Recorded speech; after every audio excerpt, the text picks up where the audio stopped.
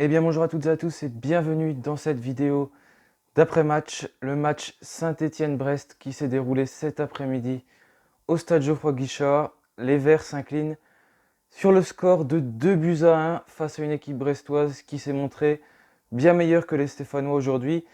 Donc les Verts ne sont pas assurés de maintien puisque en cas de victoire, ils auraient pu compter 42 points et le maintien aurait été acquis, mais malheureusement, ils se sont inclinés face aux Brestois. Donc Saint-Étienne compte toujours 39 points alors que les Brestois passent devant Saint-Étienne et ont 40 points. Donc voilà, ce n'est pas fait pour le maintien. Un match vraiment mal maîtrisé par les Verts. Vraiment, c'était très très pauvre, pauvre techniquement. On va tout de suite faire le débrief de ce match Saint-Étienne-Brest. Donc tout d'abord, pour commencer ce match, Claude Puel a décidé d'aligner Étienne Green au cage. Ensuite à droite, on retrouvait Mathieu Debuchy. En défense centrale, Harold Moukoudi et Peipa Boussissé. Et à gauche, Miguel Trauco. Donc une défense assez classique. On s'attendait bien évidemment à celle-ci, puisque c'est la défense maintenant que Claude Puel aligne presque à chaque fois. Ensuite, au milieu de terrain, c'était trois milieux avec notamment Madi Camara. Il y avait également Lucas Gourna et Zaidou Youssouf. Et ensuite, les trois attaquants étaient Wabi Kazri, en pointe. Ensuite, on retrouvait aussi Adil Aouchiche et il y avait également Arnaud Nordin. Donc voilà, c'était un 11 qu'on pouvait un peu imaginer, même si j'étais surpris que Romain Mouma soit sur le banc. Il avait notamment fait un bon match face au Paris Saint-Germain, donc j'aurais pensé qu'il serait titulaire, mais Arnaud Nordin a été choisi à sa place. Donc au niveau de la première mi-temps, donc les Verts reviennent au vestiaire avec un score de 1-0. Ils avaient assez bien entamé le match, ils avaient pris la possession du ballon. Il y a eu quelques occasions, on pense notamment à l'occasion de Miguel Trauco à la 9e minute. Il y a Belbeka qui hésite, il perd son ballon, donc, parce que Trauco fait un très bon pressing, il arrive, mais Trauco se retrouve seul face à l'Arseneur, le gardien brestois, mais il ne tire pas, on ne sait pas pourquoi, alors qu'il était face au but, vraiment, il fallait tirer, il préfère faire un centre en retrait, on ne sait pas s'il était destiné à Arnaud Nordin ou à Adil Aouchiche, mais en tous les cas, ce centre était beaucoup trop derrière, donc voilà, une première grosse occasion pour les Stéphanois, mais totalement gâchée. Miguel Trauco avait fait un bon travail, mais finalement, il n'a pas tiré, il aurait vraiment dû prendre sa chance, il y avait largement plus de chances qu'il marque en tirant lui-même plutôt que de faire le centre en retrait, mais il a préféré faire ce centre. Et finalement, ça n'a rien donné. Mais première frayeur côté brestois. Mais malheureusement, ce n'est pas conclu par les Stéphanois. Et ça y est, à la 10e minute, les Verts concluent enfin une nouvelle perte de balle côté brestois. Donc c'est Brassier qui perd un ballon. Très bon pressing, notamment d'Arnaud Nordin, qui gêne le défenseur brestois. Et finalement, il contre le ballon, il touche le ballon, ça contre le Brestois et ça revient sur Wabi Kazri. Et Wabi Kazri se trouve seul face à l'Arseneur. Donc il est excentré à droite du but, Kazri, mais il trouve un bel angle à droite du gardien brestois et ça fait 1-0 pour les Verts. Donc voilà, les Verts mènent 1-0. L'entame de match est récompensée. Donc là, on peut penser que ça va dérouler maintenant puisque Brest semblait totalement submergé. Il faisait beaucoup d'erreurs défensives, c'était pas serein du tout derrière. Il perdait beaucoup de ballons. Il y a notamment une nouvelle occasion à la 15e minute de jeu pour Arnaud Nordin. C'est un superbe centre à terre de Mathieu Debuchy. Mais Arnaud Nordin se loupe complètement et ce ballon n'est même pas cadré du tout. Il me semble qu'il le touche à peine d'ailleurs. Voilà, grosse entame de match des Stéphanois. Des occasions, 1-0. Mais après, ça va se compliquer, notamment à la 20e minute. On a Gaëtan Charbonnier qui va faire une belle frappe devant le but et un premier arrêt de Green. Donc Brest revient bien dans ce match. Il commence à être dangereux, Saint-Étienne subit. C'est un bon centre qui vient des Brestois, qui atterrit directement sur Gaëtan Charbonnier. Il me semble que c'est un travail de Franck Honora d'ailleurs avant. Franck Honora qui était encore très dangereux dans ce match. Il m'a vraiment fait peur. Et puis d'ailleurs, ça a payé pour Brest. Et voilà, donc très bon centre qui va directement sur Gaëtan Charbonnier, qui reprend le ballon, mais un magnifique réflexe de la main gauche d'Étienne Green. Très bel arrêt pour le portier stéphanois, qui permet aux Verts de rester devant dans ce match. Donc toujours 1-0. Et à partir de ce moment-là, les Verts pressent beaucoup. Ils ont toujours un peu la possession du ballon, notamment Mady Camara, qu'on voit qu'il fait beaucoup de pressing avec des fautes sifflées sur lui, sifflées contre lui plutôt. Bon, c'est des fautes très difficiles à siffler. À un moment, il a fait un pied haut, donc oui, il y a faute. Mais il y a des fois, quand même, je trouvais qu'il prenait le ballon. Il y avait beaucoup d'agressivité chez Mady Camara, dans le bon sens du terme. Mais malheureusement, ça n'a pas été récompensé, puisqu'à chaque fois, l'arbitre sifflait des fautes pour les Brestois. Donc ensuite, les Verts vont totalement subir pendant la fin de cette deuxième période, pendant les 15 dernières minutes. Ils ne touchent plus le ballon. C'est les Brestois qui ont toutes les occasions, notamment à la 42e minute, un coup franc qui est à gauche de la surface d'Etienne Green, qui est frappé et qui revient directement sur Hugo Magnetti, qui fait une très belle frappe, mais encore une fois, une belle envolée d'Etienne Green, qui va être sauvé 2 minutes plus tard par sa barre. C'est une tête de Cardona qui aurait dû tromper Etienne Green, mais heureusement que ce ballon file sur la barre. Et encore une fois, à la 47e minute, on a une frappe de Perrault, vraiment une très belle frappe, une reprise de volée qui passe ras la lucarne d'Etienne Green, mais je pense qu'Etienne Green était dessus. Et voilà, les Brestois ont vraiment poussé pendant les 15 dernières minutes de cette première mi-temps, mais ça tenait toujours pour les Stéphanois. D'ailleurs, je me demandais comment ça tenait, et si ça continuait comme ça en deuxième période, ça allait être très très dur. Donc c'était un score de 1-0 à la mi-temps. D'ailleurs, Wabi Kazri disait qu'il ne fallait pas subir comme ça, sinon on allait le payer cash.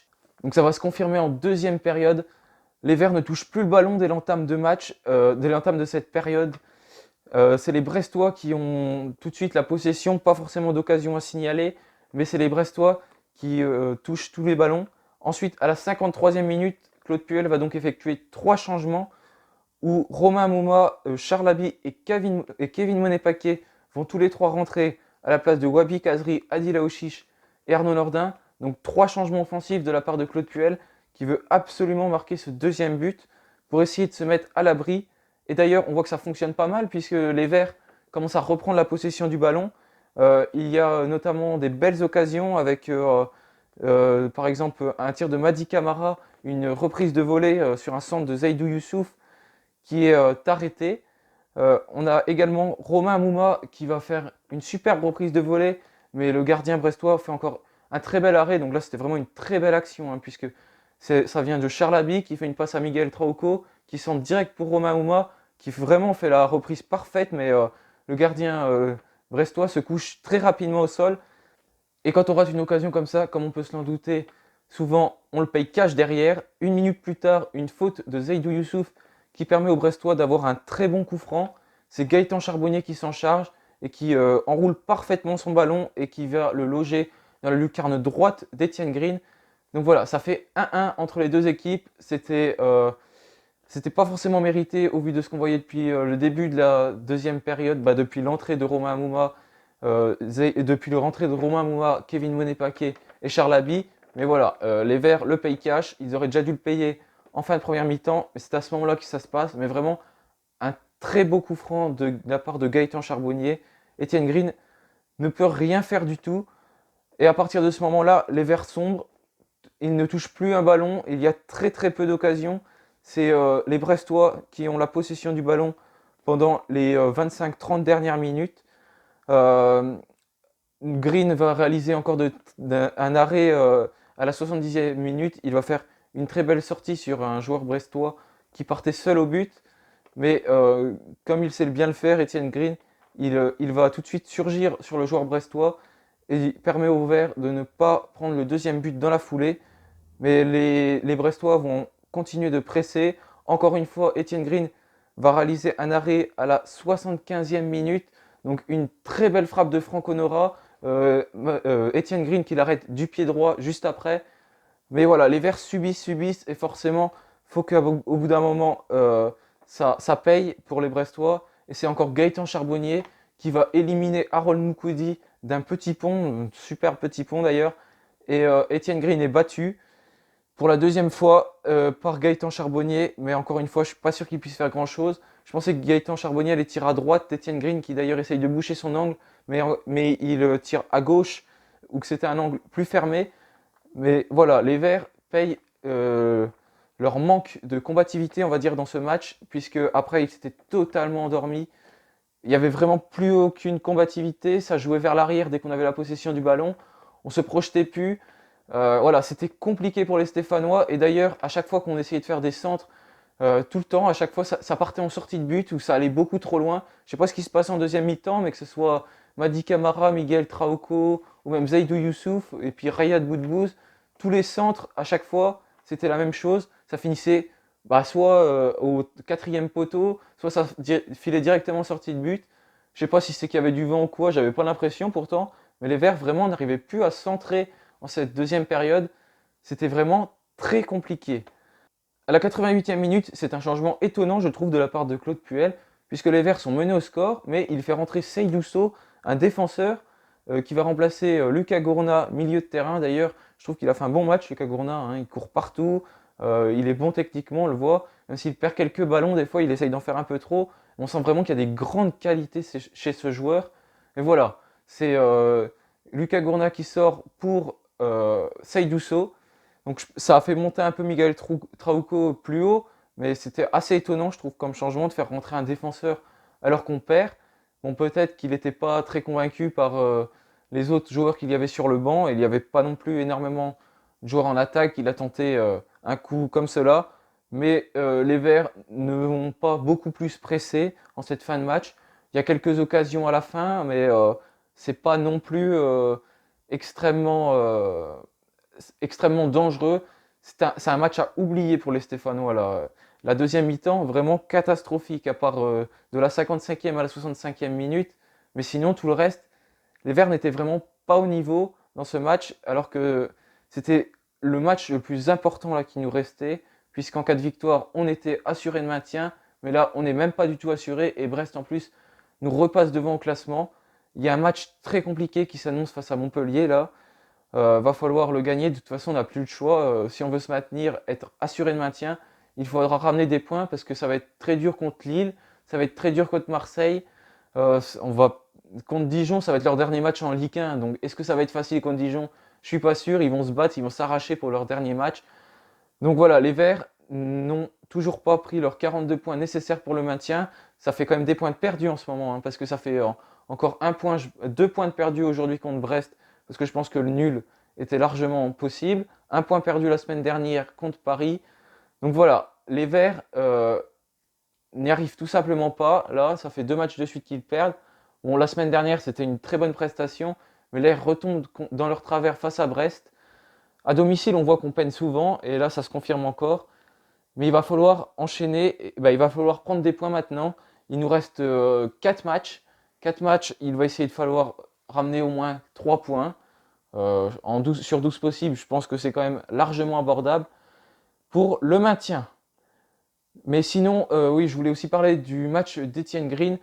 Pour moi, il a encore confirmé un très bon match, hein. Il a réalisé des belles parades, des belles sorties dans les pieds. En première mi-temps, c'est quand même lui qui nous sauve, hein, pour pas qu'il y ait 1-1 par 2 fois au moins. Et encore en deuxième mi-temps, on aurait pu sombrer beaucoup plus tôt. Mais Etienne Green nous a encore sauvés. Un très bon jeu de pied. On voit qu'il est calme. Il ne fait pas des envolées extraordinaires pour arrêter les ballons. Non, franchement, je suis très satisfait des prestations d'Etienne Green sur ces 4 matchs. Et je pense que c'est vraiment le gardien qu'il nous faut l'année prochaine. Son contrat va être prolongé de toute façon. On nous annonce depuis plus d'une semaine qu'il est prolongé, mais on n'a toujours pas l'officialisation. J'espère que ça va être pour bientôt. Mais en tout cas, voilà, Etienne Green, je pense que ça va être notre futur gardien.